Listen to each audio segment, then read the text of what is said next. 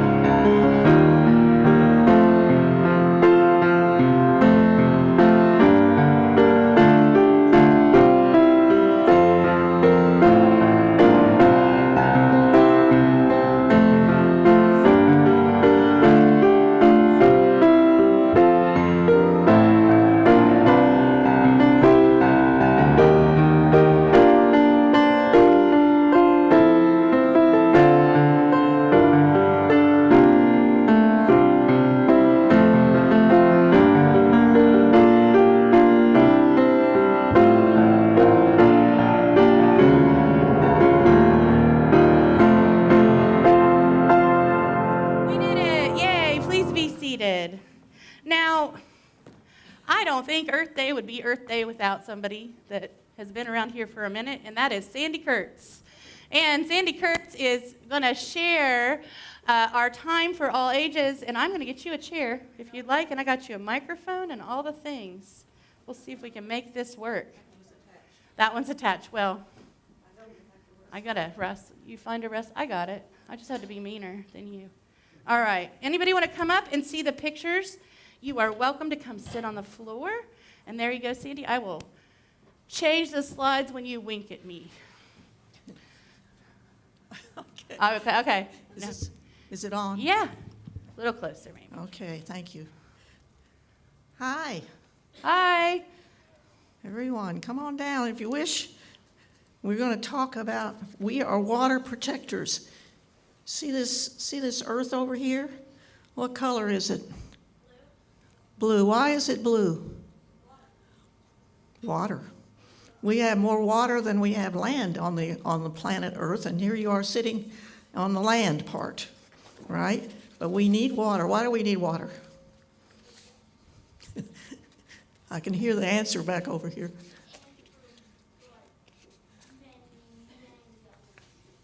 For drinking and blood and many other reasons, All which right. sound reasonable. You made food, right? Food, it helps with food. It helps to grow trees. We need those. And this story is We Are Water Protectors, and actually the author is Carol Lindstrom, See, I'm gonna change this so you're not so. but it's actually Michaela Goda that actually did the illustrations, and this book has won an award for its pictures. So so you want to see these beautiful pictures. Water is the first medicine, Nokomis told me.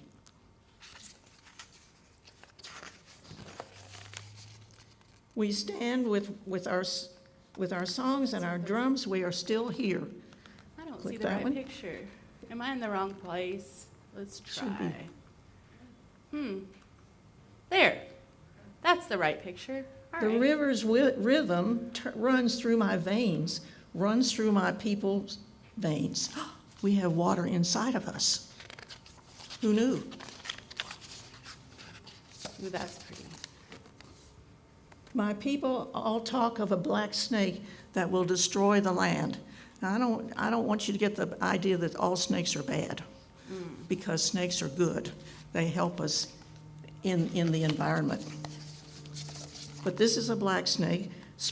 They help spoil the water, poison plants and animals, wreck everything in the path. Ew. There are some people like that too. When my people first spoke of the black snake, they foretold that it wouldn't come for many, many years.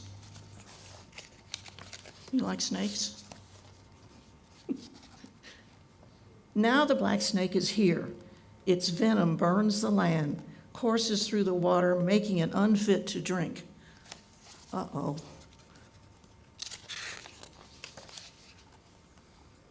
Take courage.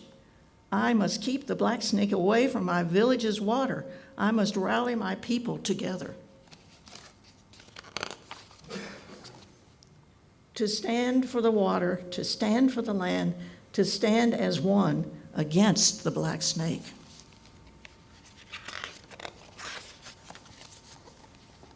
We stand with our songs and our drums. We are still here. It will not be easy. We fight for those who cannot fight for themselves, the winged ones. That's the birds, right? The winged ones, the crawling ones. What are the crawling ones? Minerva, do you like spiders? The crawling ones, the four-legged ones, the two-legged, the plants, trees, rivers, and lakes. Ooh, this is everything. We are all related. Do you have a friend in nature? You have a mom? Yes. You have a dad? Yep. No. Tears like waterfalls stream down, tracks down my face, tracks down my people's faces. Sad.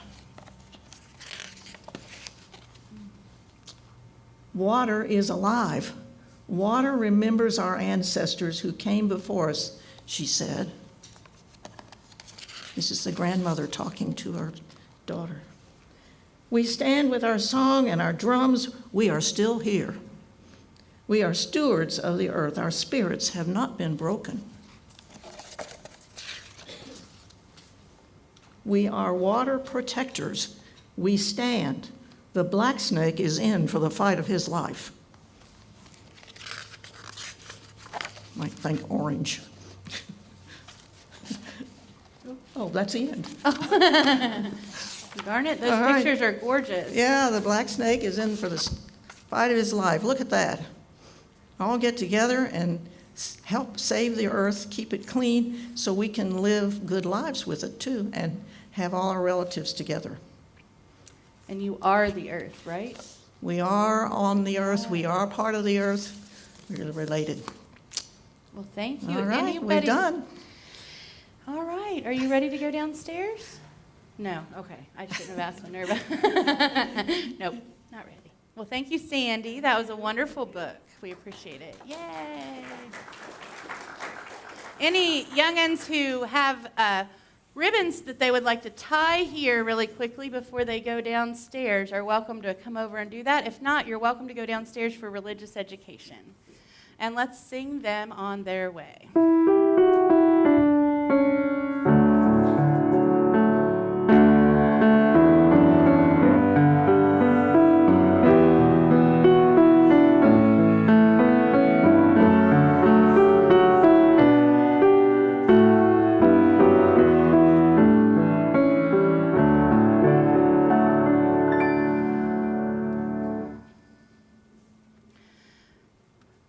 Have a practice here of sharing our joys and concerns. Yeah, you can just tie it over there. Sharing our joys and concerns. I know I'm going to trip over this, so I'm moving it here for a minute.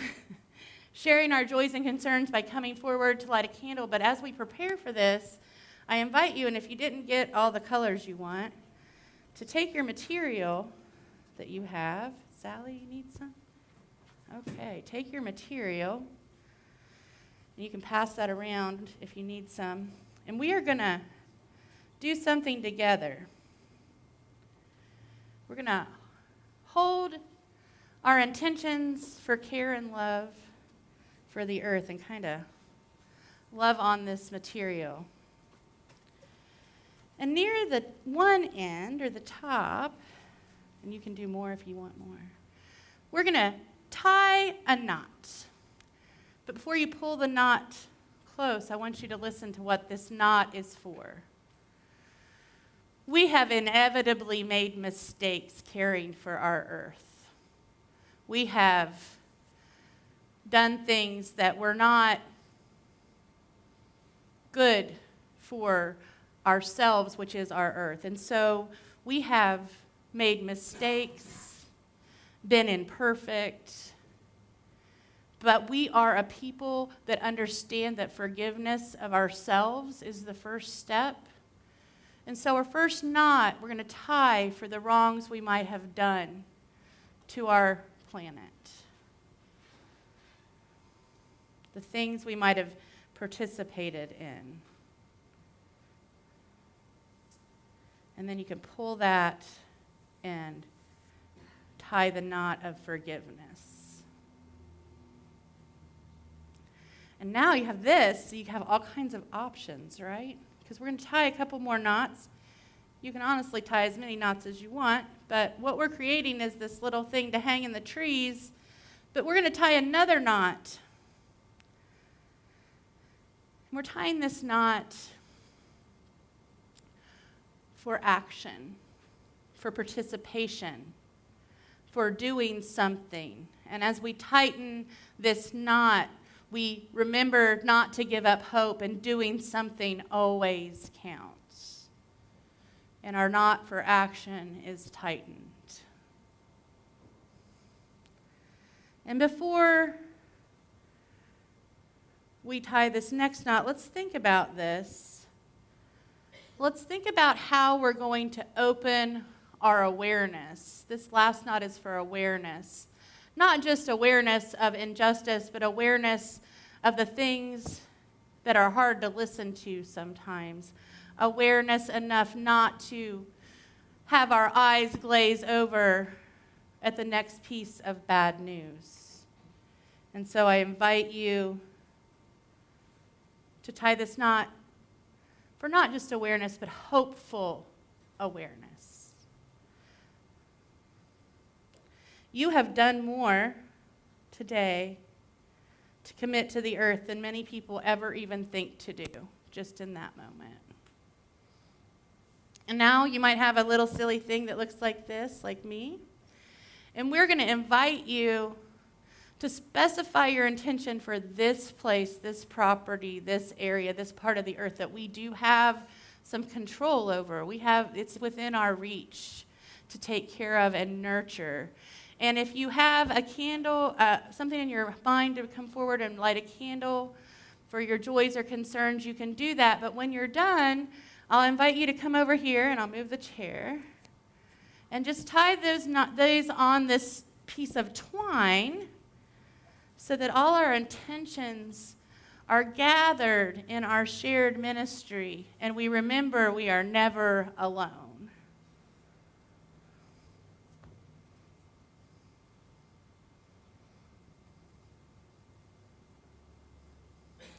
So the fourth knot, which I didn't think about, is for our community. And so in that spirit, I invite you forward to light a candle for your joys and your concerns and the things that you'd like to share with this shared community. Will you help me with candles? Since you're not inflated, I think that would be a little, you can tie your knot. You want to tie yours up first? Sure. And just be thinking about, we're not alone. We're in this together. Every tiny knot, every intention counts towards something.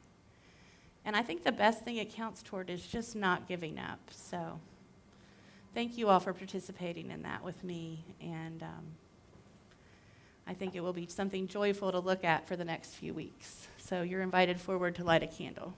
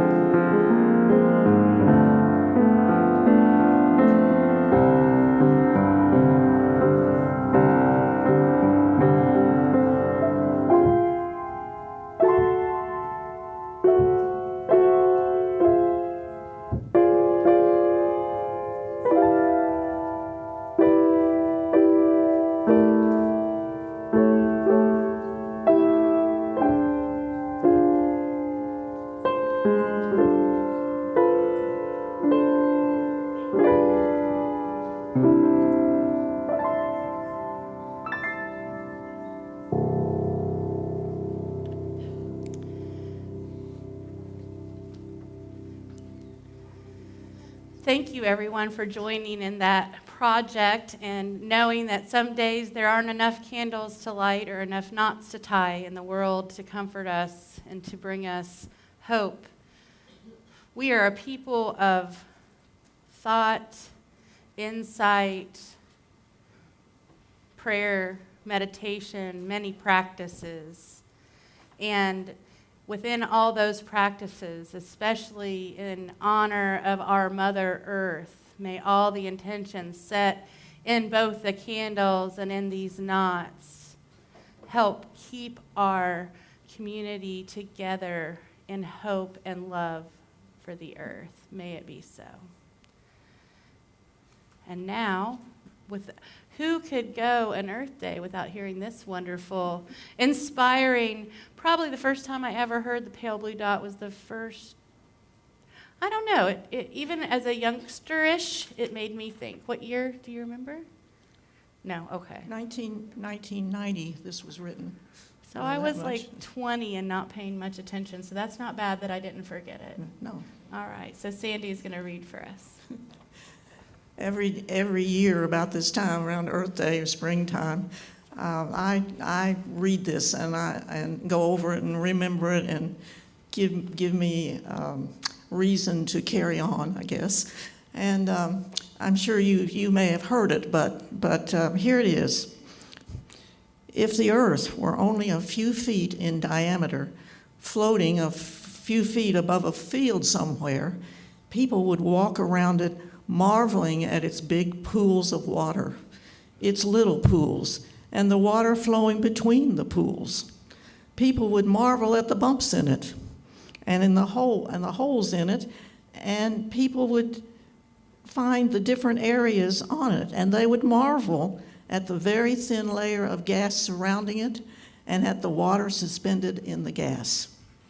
People would marvel at all the creatures walking around the surface of the ball, and at the creatures in the water, and at the green vegetation growing on its surface. The people would declare it as sacred because it was the only one, and they would protect it so that it would not be hurt.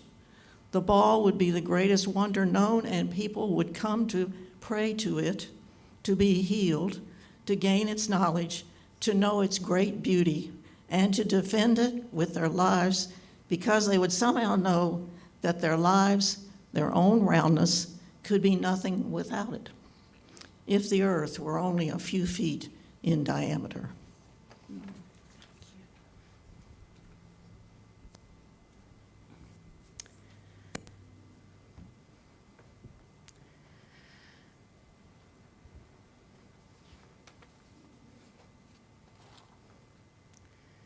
Last week, I quoted Pope Francis saying, now he said that Christian love, but I just want to stick with love.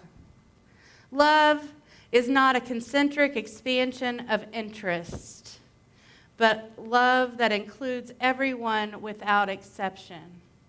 And those words kept ringing in my head on Monday morning when I took a moment and thought, oh my gosh, I talked about the Pope in a UU church. Did I do something to turn the wheels of, never mind. But I grew up Catholic, and I know some of you did too, and I don't remember, and maybe I'm not old enough to know, but I don't remember anyone with this reach as a religious leader or figure ever calling me to care for the earth. It is in our religious tradition to think of the plants and the seeds of the earth as ours to use up and exploit sometimes. This year's Earth Day theme is called Our Power, Our Planet. And it says spiritual and ethical power can transform crisis. And I truly believe that. Pope Francis also said, and this goes together, that love disrupts selfishness and plants collective renewal. He wrote his first encyclical in 2015. And this was so radical for me, and I was so glad that I was already a UU, because that might have kept me in the door. I've said that before. Part of my dissatisfaction with the church was its views on women and gender and who's allowed to do what with who. And my biggest block was the focus on what was wrong with us and how we were sinning. I had never heard it put in the context of how we were taking care of our planet. And so I found it fascinating, and I began to dig in to the encyclical on the care for our common home. He states that we are an integral ecology, that everything is connected: the environment, human life, society, and economics. We must care for nature and each other because harm to the environment ultimately harms humanity, especially the poor. The cry of the earth and the cry of the poor are together in environmental destruction and social injustice. They are so deeply linked. Climate change, pollution, and loss of biodiversity hurts vulnerable people most. We know this about children, right? We know this about communities who are set aside for industry. The Pope went even further and called for ecological conservation. This is so different than this is yours to stick a flag in for the name of Christianity and changing things. This is for the conservation, the taking care of what's around us. And he said a change of heart and lifestyle is needed. Everyone, individuals, communities, and nations must live more simply, responsibly, and sustainably, seeing nature as a sacred gift, not a resource to exploit. And I think if you've seen on TV, his wooden casket really centers in that rejection of exploiting materials and lavishness. You would have thought that what he said in 2015 was enough, and no, he had to come back in 2023 and say, wait, I really said this.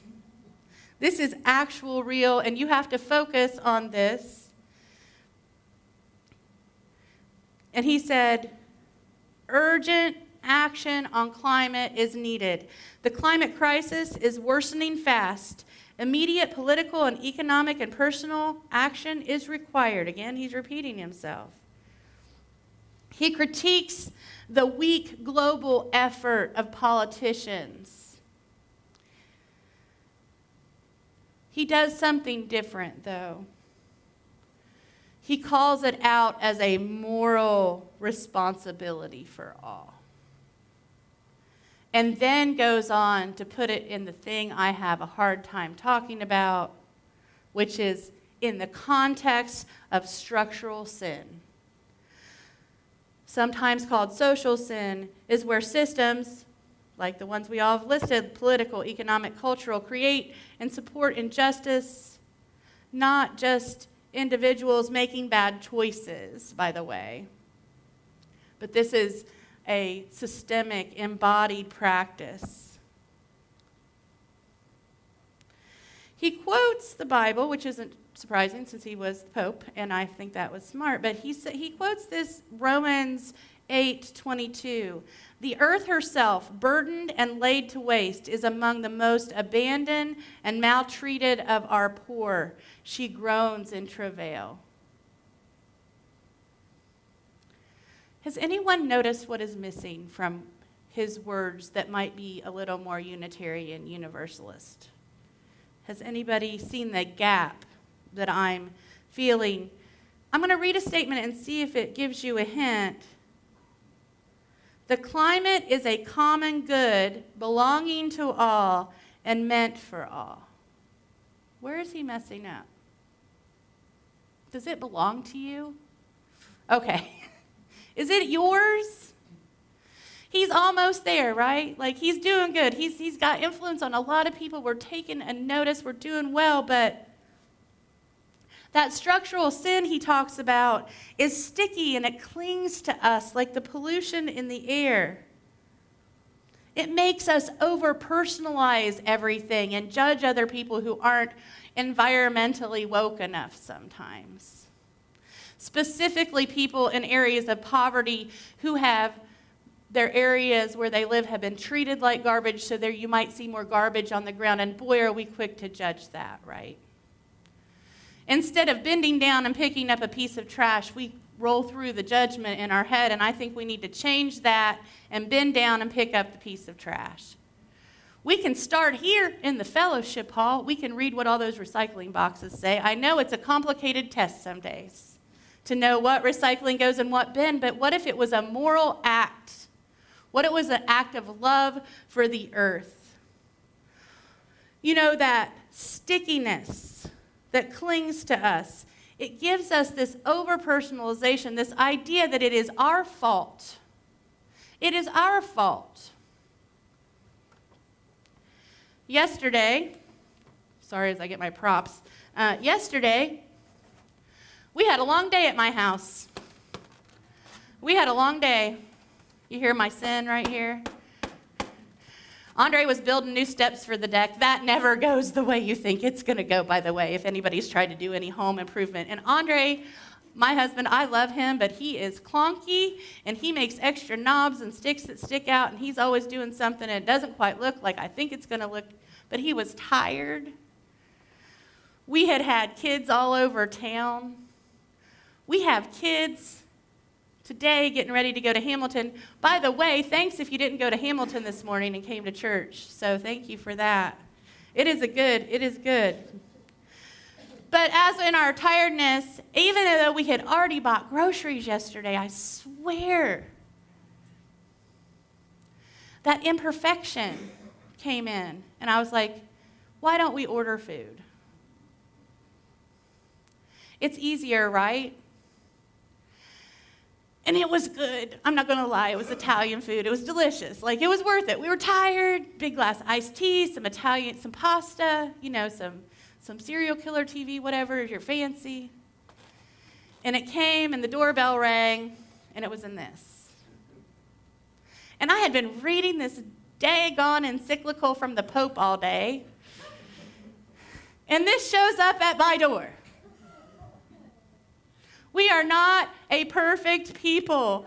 And yes, I was tired, and yes, it was delicious, but I will try to do better next time. I'm going to mess up again. I'm going to make mistakes. We all are. But when we get frozen by those mistakes, we forget to see a little humor in the situation and move forward in a different, more positive way. It is a strange thing to be a Unitarian, Universalist, environmentalist. Wow, that's a lot of words. Because here's the deal. We don't have a structural belief in sin or evil. Golly, Moses, that makes it hard, right? There's no timeout chair if you get this in the DoorDash, right? There's no accounting. What we do say about this space is we are imperfect, and we're constantly making mistakes, and we're constantly learning. This coming week, some youngsters from Chattanooga Christian Academy will come here and interview me. And after 5 years, I know what they're going to ask, and I've been trying to answer the question. I answer it different every year, but they always want to know what sin is. And I think I'll bring this, because I don't really know sometimes. Isn't that weird and wonderful to be in a community where we are focused on hope, and we don't focus on what's bad about all of us, but what we can do together in shared ministry? Isn't that beautiful? This is an exceptional space. And even if you're only here today, you're in an exceptional community of shared ministry where we don't have to lie about what came to our door last night.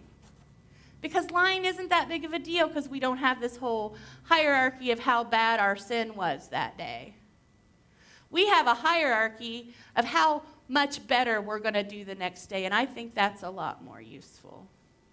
In our mission statement, we embrace life and care for the earth. That is so much more useful than you were bad and you're doomed, right? Just to start. For me, because when people are shamed and treated poorly, they can't change. They can't build hope. We are part of an interconnected web of all existence. Even Pope Francis said that. We are all together, and we can't get so distracted that we forget to listen and learn and take action. I have great hope in science. I have great hope that somebody's going to figure out something to scrub this air up, and we're going to be okay. But until we get there, I won't stop asking myself questions. And the question for me last night was simple. Could you have made dinner instead of all of this? Could you have collected rainwater to water your plants? Could you have picked up the piece of trash on the ground instead of stepping over it? I almost think that's the revolution. If enough people see us bending down to pick up trash, it becomes easier, right? It doesn't become tree-hugging hippies or, whatever people call us sometimes, a cult, which is very strange since we are so outward pointing. But was I leaning on the clicker? I'm sorry. I'm kidding. So I'm going to talk to those kids about sin this week. And I'm going to baffle them again when I say there is no devil in my context and I don't quite know what they mean by sin. But I'm also going to pay attention to my mistakes, and I invite you to do that too. If every day we just do a little better together, if every day we love the earth that is us, not separate from us, and we do a little thing, it will be better. And if you think I'm letting you leave today without some kind of action to actually physically get your hands dirty, wrong. We are going to move into the next part of service, but you have a call to action today as you walk out. We are going to pull weeds and plant seeds, and you're all going to get your own seeds to do that. And if you don't have a place to pull a weed and plant a seed, heck, just throw it out the window somewhere, not the cup, okay? That's littering. Or maybe the place where you pick that trash up that you love. I drive by these daisies on the way here that make me want to stop and make like a chain on my head, but that's silly, and I don't ever have time on the way to church. But like a place like that, what if we created more beautiful places like that? What if people not only saw us picking up trash, but planting seeds? What if we became not the invasive species of the earth, but the caretakers who knew we were part? Let the hope of this community never end. And let our energy to bend down and pick up that trash be moving ever onward through us. May it be so, and blessed be. And now the next slide. And I'd like to invite the earth up again. And I'm going to move the earth away from the candles. Let's get you out here a little ways so you're not so in a corner. Thank you. Welcome. Thank you for, you're gonna connect us to the Spirit, right? We're going to do our best. All right. That's good. All right. Yeah. Gaia. Gaia. Hi, Gaia. Welcome. This is for all of us because we're all Gaia.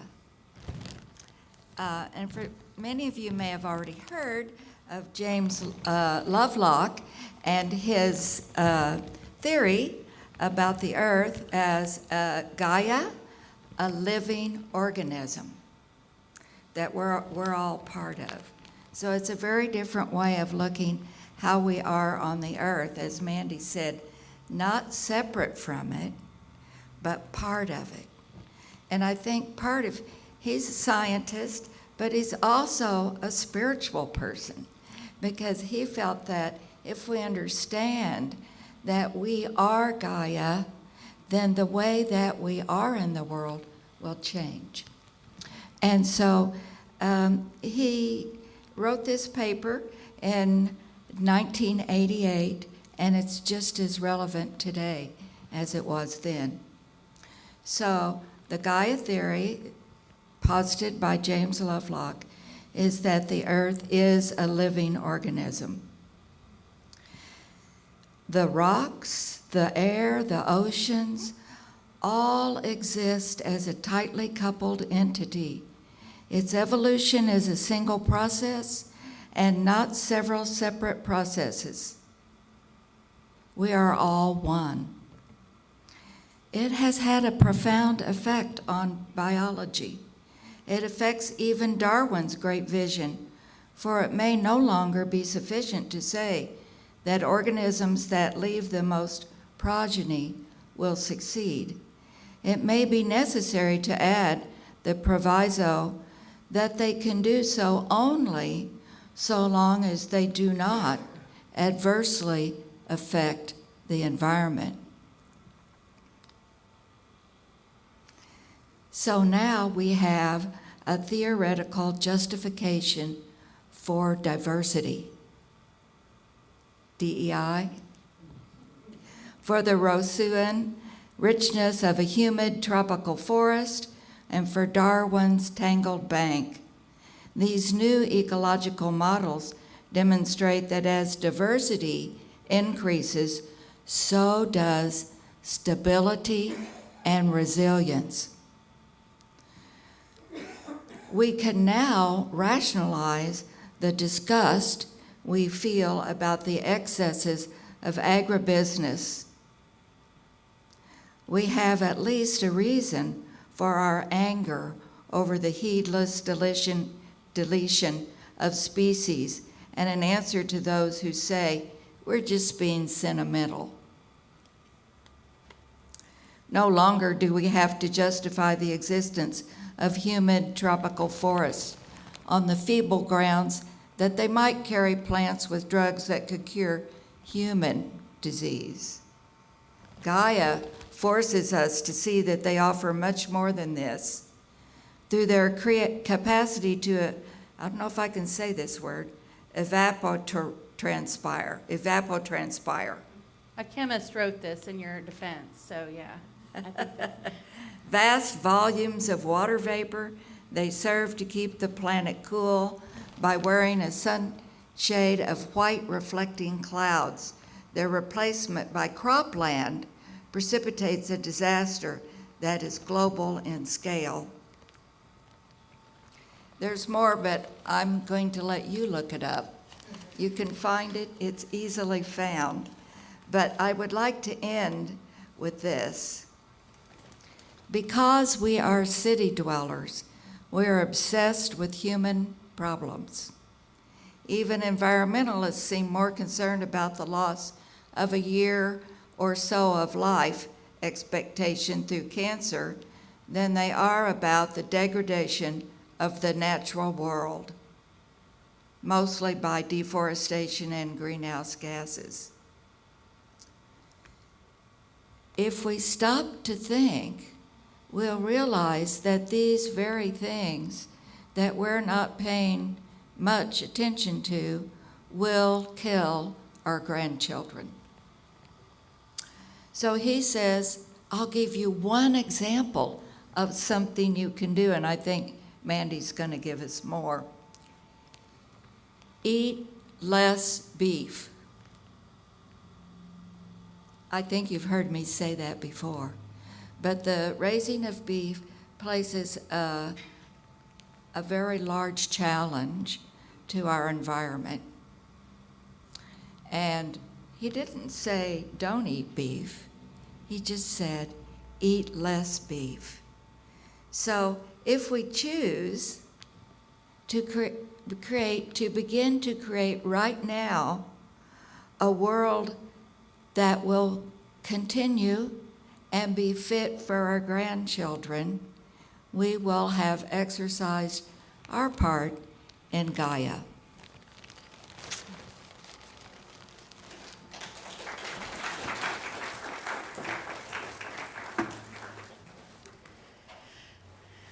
So many hands make busy work, and we have a lot to do around here. It's time for our offering, but I wanted to talk about the offertory for just a second. As you see the community going through our pledge campaign right now, you may have seen in the newsletter just some statistics about where we are. I wanted to just let you know that we're continuing to work on that. If you didn't turn in your pledge card, you might get a phone call from us this week. We're trying to get this done and going. And the difference between the pledge campaign versus the offertory is something that I keep highlighting this month. The offertory is a love you gift, a one-time if you're feeling like you want to support what's going on here, you want to help keep the fans moving and the air conditioning cool on a Sunday morning, keep the coffee pots on, that's a little love gift. The stewardship campaign is about our budget and our spending for staff and infrastructure and updates to the property. Both of those are part of our stewardship to this place. I wanted to say one more thing. We need a little more time and talent. We need some help. We are getting ready for, in June, our annual meeting, and I know this seems really early to be saying this, but if you are feeling a little burble of, I'd like to be part of leadership around here, please let me know. We need people in all kinds of capacities, all kinds of work, all kinds of good centering and hope. I also wanted to thank everyone for bringing so much food last week for the food pantry during our Easter can hunt or whatever weird thing that we made up. But it was fun, and it was great, and lots of people contributed, and it was really lovely. I want to say a big shout out. This offering today, though, is for this place and for you. And with that in mind, if you're new or you're not quite sure what's going on here and you want to let the plate pass you by, there's no shame or sin in that, right? We already clarified that. But if you're feeling generous and that you want to care for this community, your offerings will be so gratefully accepted. And thank you all for what you're going to give.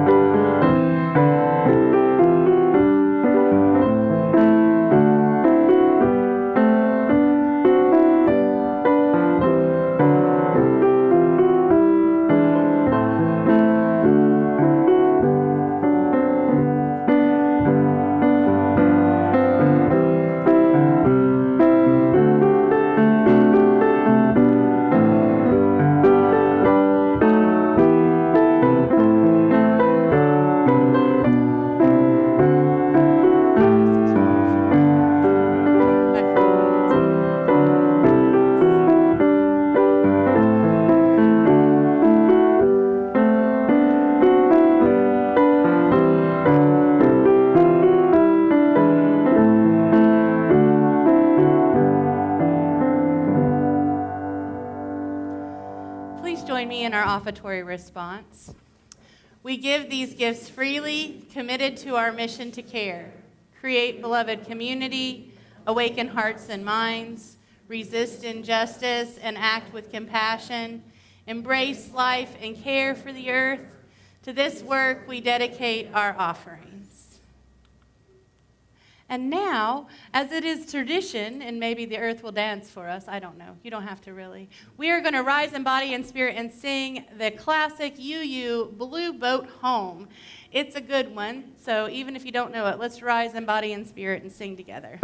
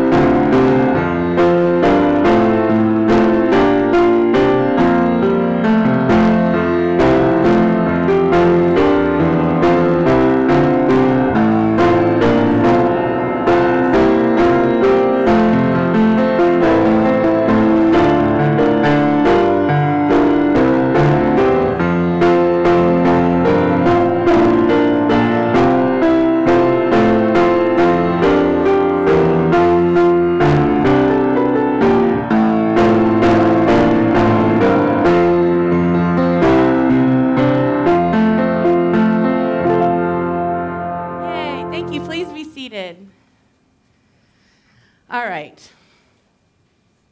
So before we get to the pull a weed, plant a seed, I have another good egg award to give out. This is a valuable property. Dave Ben told me last week. This is like a really nice prize. These are all from overly spoiled chickens who eat compost, and they are delightful. And I would like to invite Jen Horning up to receive the Good Egg Award this week. She did not see that coming.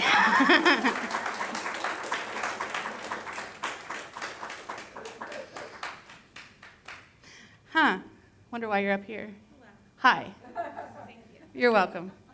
So I'm going to, okay, you don't have to stand here, but I am going to talk about you for just a second.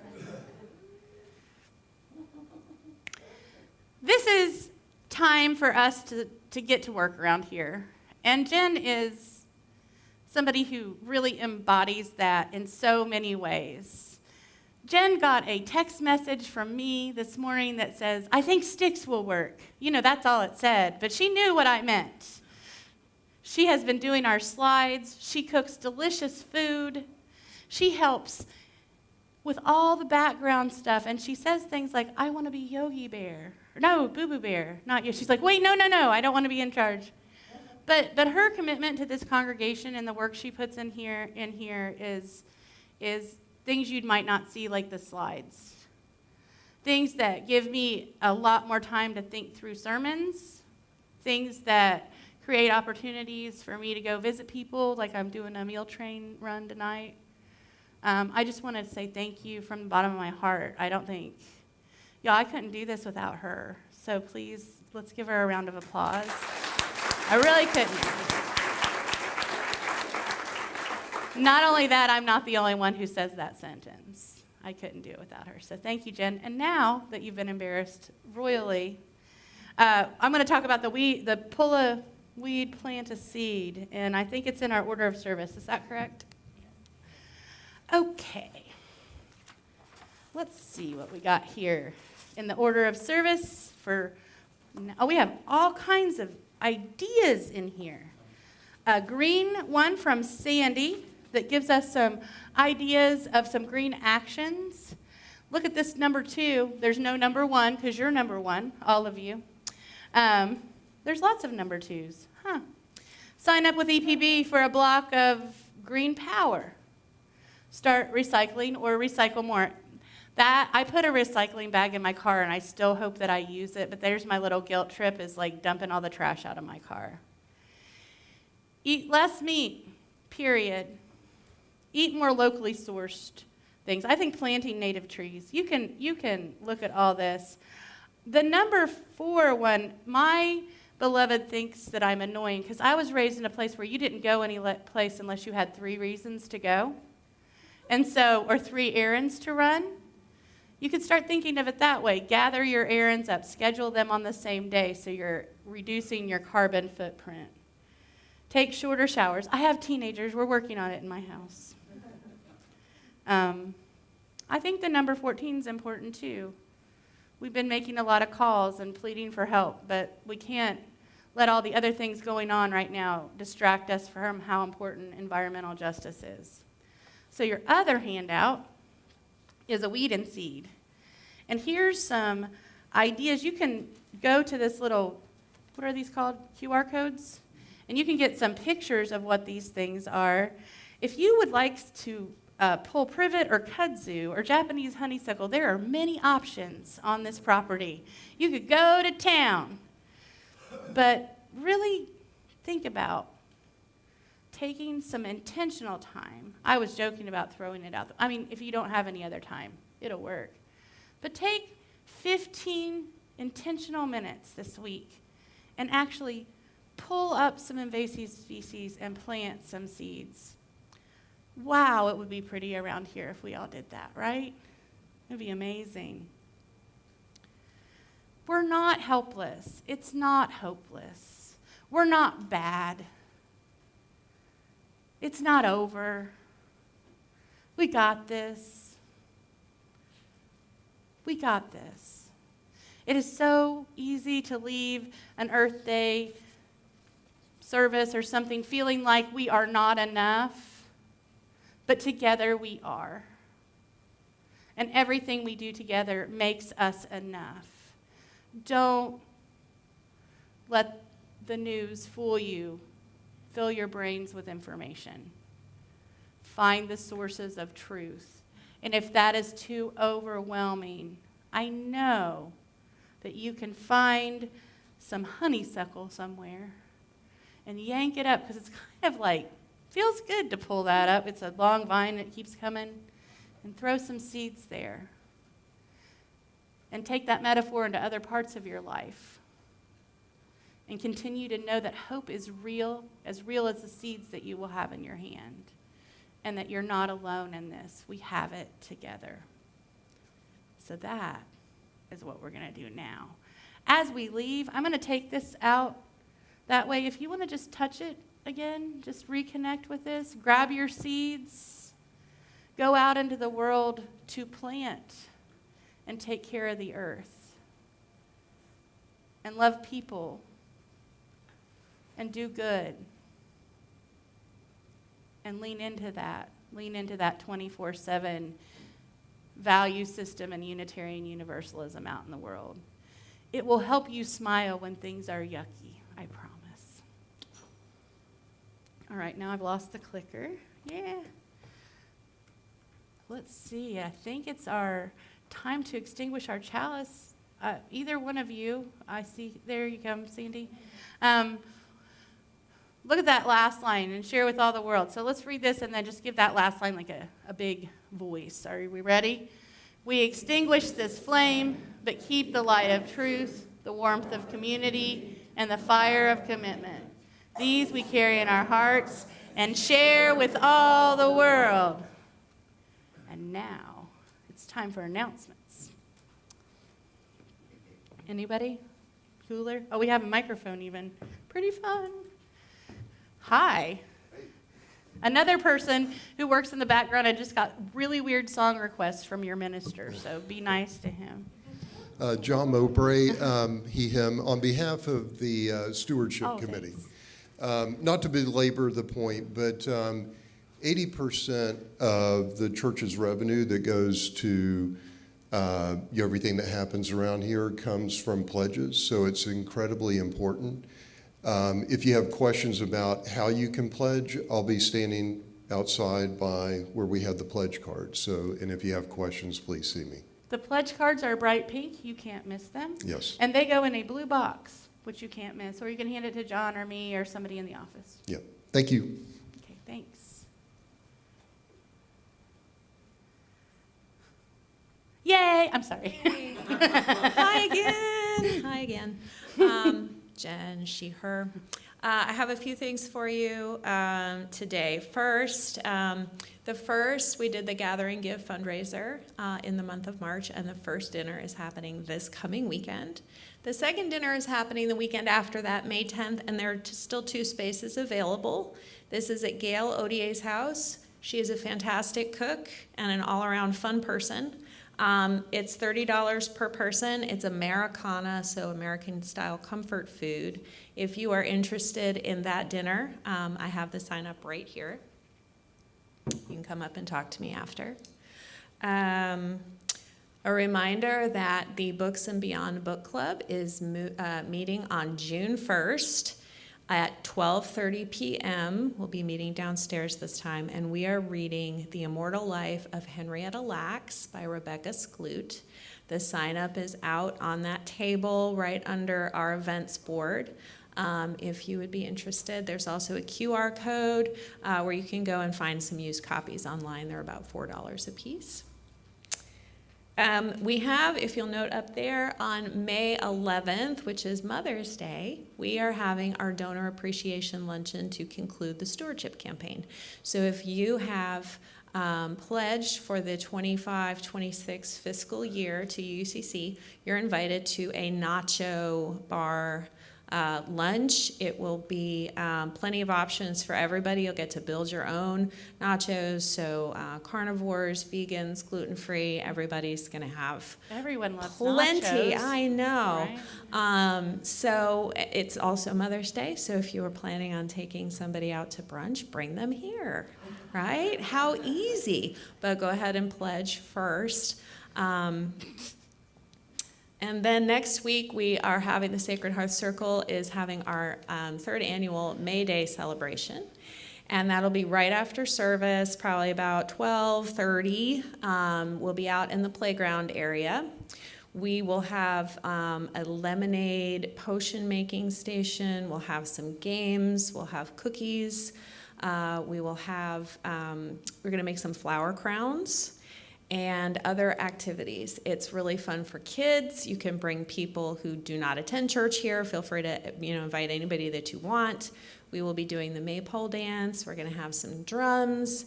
It should be a really good time. So please plan on coming. We will be providing some drinks and cookies. If we're asking anybody who plans to attend who can to please bring some sandwiches. Some like mini, just make a normal sandwich, any kind, peanut butter and jelly, ham and cheese, doesn't matter. Cut it in half so that everybody is not hangry when they are dancing around the maypole. Oh, so good this idea. sign up, it's empty, but please, if you're going to be here next week, please come and jot something down up here so that we can have something for everybody. All right? I think that's it. Yeah. Okay, you have an okay, Dee Dee's gonna go. All right.